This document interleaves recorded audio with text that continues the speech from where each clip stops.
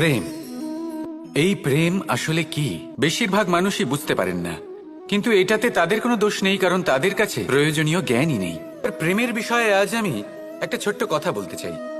আপনি দেখবেন কিছু মানুষ যখন কাউকে ভালোবাসেন তখন তাদের মনে হয় সেই ব্যক্তির ওপর ওনার অধিকার রয়েছে।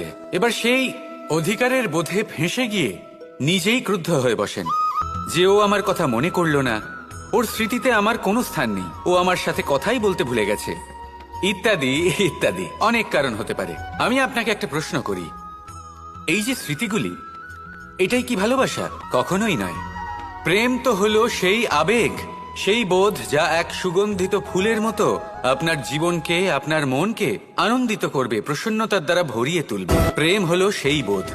তাই যদি আপনি প্রেমকে বুঝতে চান তাহলে প্রেমের ভাবনাকে বোঝার চেষ্টা করুন। প্রেমকে যদি যাপন করতে চান তাহলে আবেগের দ্বারা যাপন করুন, স্মৃতির দ্বারা নয়। স্মৃতির কি আছে? আজ আছে, পরবর্তীকালে নাও থাকতে পারে। সময়ের সাথে এই স্মৃতি ফিকে হয়ে যেতে পারে, কিন্তু এই আবেগ তা চিরকাল মনের মাঝে থেকে যায়। তাই আসুন আর আমার সাথে ভালোবেসে বলুন, রাধা রাধা।